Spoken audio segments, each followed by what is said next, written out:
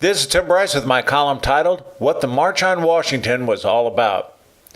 Unlike the Disrupt J20 protesters at the presidential inauguration, which were actually anarchists, thousands of women marched in Washington, D.C. the next day, the purpose of which, according to organizers, was to stand up for the rights of women and humanity in general.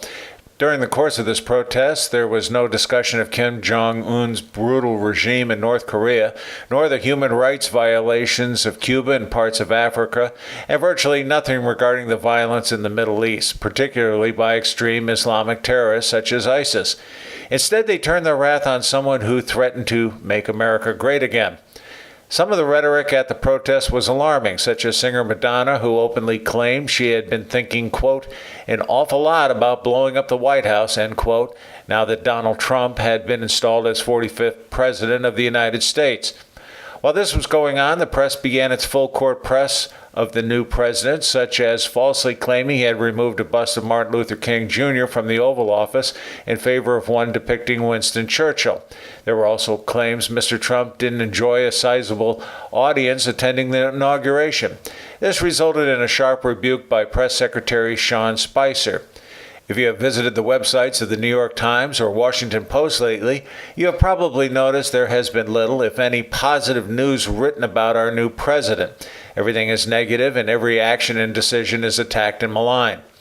In the Congress, Senate Democrats appear to be dragging their heels on cabinet confirmations, and House Democrats are gearing up to impede the repeal and replacement of Obamacare. In other words, they will try to deter the Republican agenda at every turn.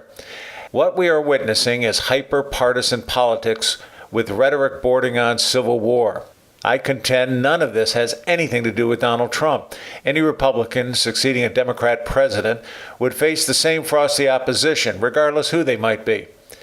The resistance, as they prefer to call it, is led by the Hollywood media, the press, leaders of the party, professional rabble-rousers, and financiers such as George Soros.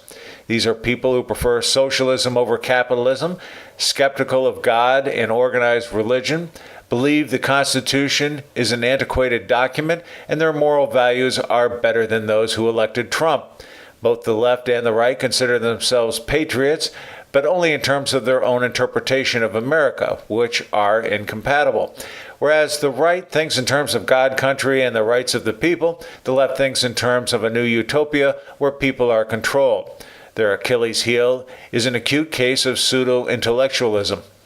In their minds, following the rules and regulations of gamesmanship is meaningless, that it is more important to do virtually anything, right or wrong, to secure victory. This means they subscribe to a philosophy of the end justifies the means. As such, fraudulent and libelous activity, confrontation, destruction, even theft are considered acceptable forms of behavior so long as you are not caught. The party faithful are not free thinkers, as they cannot point to an individual policy, program, or decision of the new president which they oppose.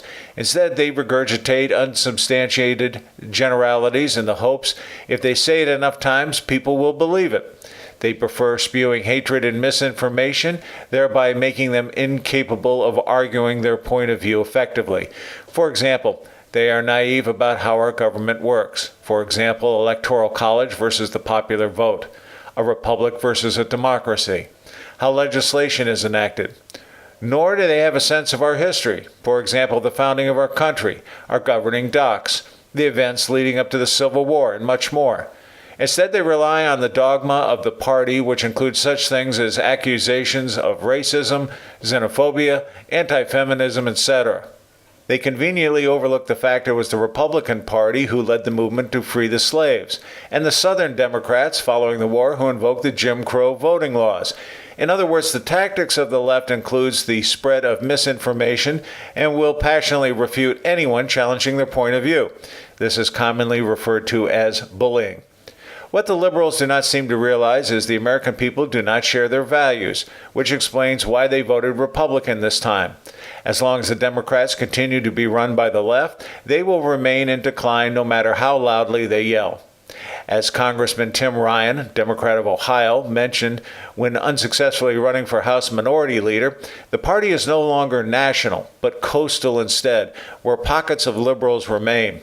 He also made the observation that although he wasn't voting for repeal of Obamacare, he thought House Democrats should work with Republicans in drafting new legislation. This, of course, was not accepted by the party, who was intent on delaying or stopping the repeal of Obamacare, despite widespread Republican approval. Bottom line, the Women's March on Washington and Disrupt J20 were not really about Donald Trump at all. It is a rallying cry to organize in preparation for the next two elections. However, as long as they employ militant tactics, they will continue to dissuade people from accepting their values and agenda.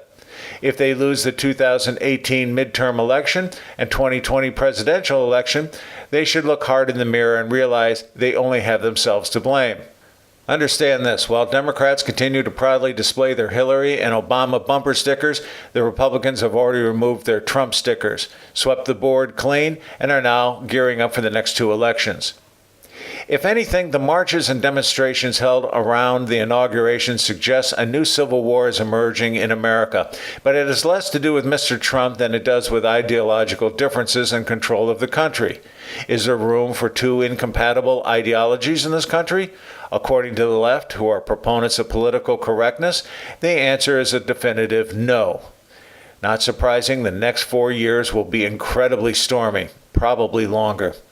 Friends, keep the faith. This is Tim Bryce in Palm Harbor, Florida. Follow me on the internet at timbryce.com.